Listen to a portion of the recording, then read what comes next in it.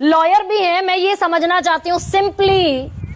राहुल गांधी कह रहे हैं वोट चोरी हुई है।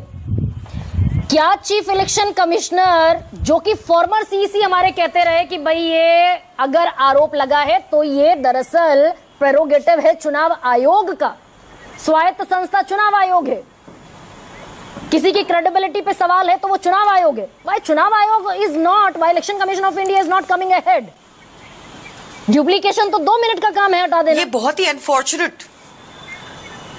अनफॉर्चुनेट बात है ये गरिमा जी, और ये हमारी डेमोक्रेसी पे एक बहुत इंपॉर्टेंट राइट टू फ्रेंचाइजी जो बड़ी मुश्किल से मिला था, और गरीब के पास इकलौता एक राइट टू वोट, और कोई राइट नहीं है उसके पास हमारे देश में। ट्रूली स्पीकिंग सब बुक्स में है, बट एक इकलौता राइट जो वो एक्सरसाइज कर सकता है, राइट टू फ्रेंचाइजी, जिससे उसकी सारी सुविधाएं जुड़ी हुई हैं, सारी स्कीम्स उसको मिलती हैं।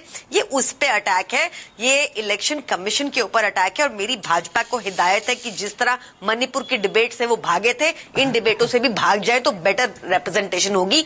आज शिवम त्यागी ने जो बोला वो हम सबने सुना।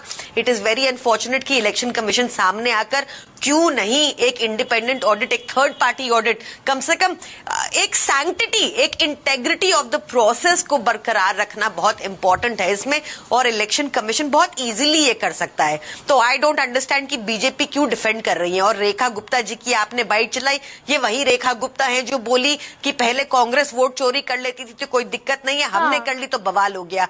आप बीजेपी के आप देखिए, मतलब चाहे अनिल मस्सी हो, हमने देखा, चाहे हाल ही में हरियाणा में पंचायत पोल का ईवीएम का रिकाउंट सुप्रीम कोर्ट में हुआ अगस्त 2025 में, चाहे अभी पंजाब में जो राज्यसभा के चुनाव थे उसमें भाजपा ने कोशिश की आम आदमी पार्टी के फर्जी वोट करने की, एमपी और एमएलएस की, ये हरकत उनकी पकड़ी गई, पुलिस चोरी पकड़ी गई उनकी।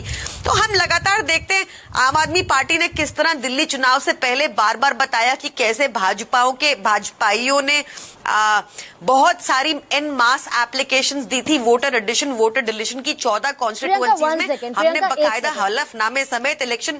ठीक, प्रियंका 2-3 चीजों का जवाब दे दीजिए। राहुल गांधी कह रहे हैं बल्क वोटर्स हैं, एक एड्रेस पर 500 वोटर, एक पर 108 वोटर, और बीजेपी के नेता के घर के पते पर 66 वोटर। ये बहुत मुश्किल काम है क्या इसको आइडेंटिफाई करना कि उस पते पर 500 लोग रहते हैं कि नहीं रहते? बिल्कुल नहीं है, ये हमने भी किया था। आपको ध्यान होगा कि दिल्ली चुनाव से पहले अरविंद केजरीवाल जी ने जब बकायदा एक प्रेस कॉन्फ्रेंस की थी और वेरीफाई किया था, और वो जो 500 लोग मृतक घोषित हो गए थे जिनका नाम डिलीट हो गया था, उनमें से 50 लोगों को सामने लाकर हमने प्रेस कॉन्फ्रेंस की थी। इसी तरह हमने बताया था कैसे परवेश वर्मा ने अपने घर में 40-45 वोट बना रखे हैं। ये सब बड़ा इजी था वेरीफाई करना, क्योंकि हम लोग सतर्क थे, हमने ग्राउंड पे किया। बट क्वेश्चन इज कि इलेक्शन कमीशन क्यों चुप है? और बीजेपी तो चुनाव आयोग सामने आकर, अगर राहुल गांधी झूठे आरोप लगा रहे हैं, गलत आरोप लगा रहे हैं, तो चुनाव आयोग सामने आकर इलेक्ट्रॉनिक डेटा रख दे, जो इलेक्ट्रॉनिक डेटा परमिटेड नहीं है फॉर दी पॉलिटिकल पार्टीज। भाई आपको इलेक्ट्रॉनिक डेटा नहीं मिल सकता, चुनाव आयोग के पास तो है।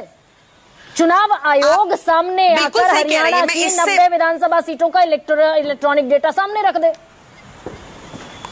I 100% agree with you. अब आपने ये बात उठाई गरिमा जी, तो I tell you one more thing. आपको ध्यान होगा एक याचिका डली थी कि सीसीटीवी चाहिए फुटेज हरियाणा के कुछ पोलिंग स्टेशंस का, और वो अलाउ किया गया था बकायदा।